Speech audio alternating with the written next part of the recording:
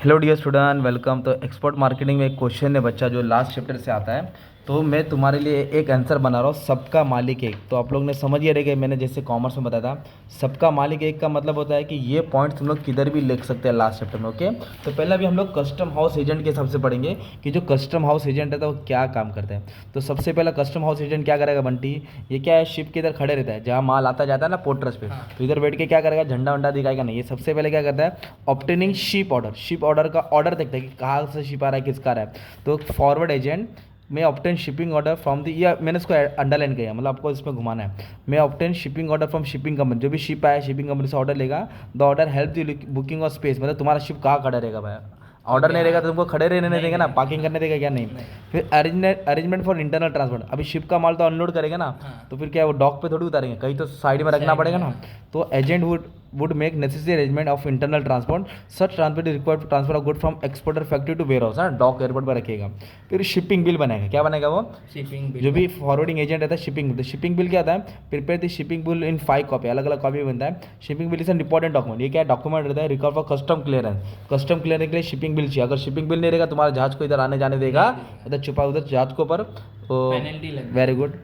फिर submission to document to custom, custom को क्या देना पड़ेगा, डॉक्यूमेंट सबमिट करना पड़ेगा। तो क्या क्या डॉक्यूमेंट देना पड़ता है, ये तुमको शॉर्ट में है।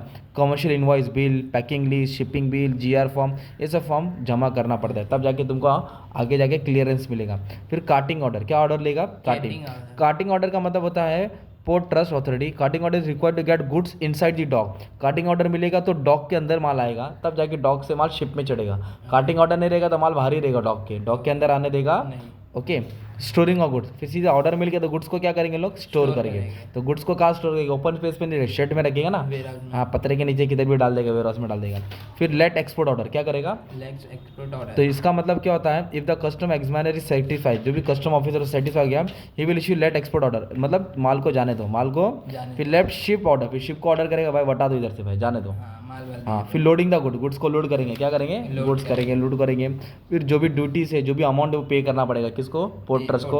और फिर बिल ऑफ लेडिंग बनाएंगे, क्या बनेगा, तो बिल ऑफ लेडिंग क्या होता है, is the important document required by the importer for custom clearance, मतलब जो इंपोर्टर है उसको बिल ऑफ लेडिंग चाहिए कि शिप मैंने मंगाया, मेरा माल है ना।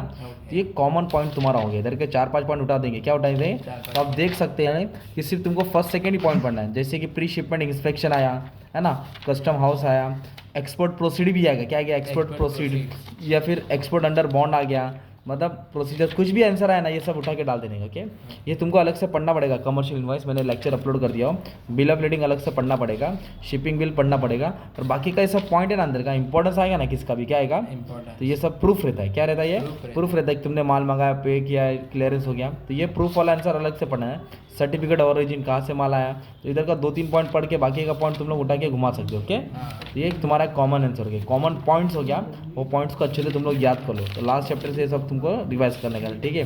बाकी सब लेक्चर मैंने अपलोड कर दिया, बच्चों लोग अच्छे से पढ़ लेना।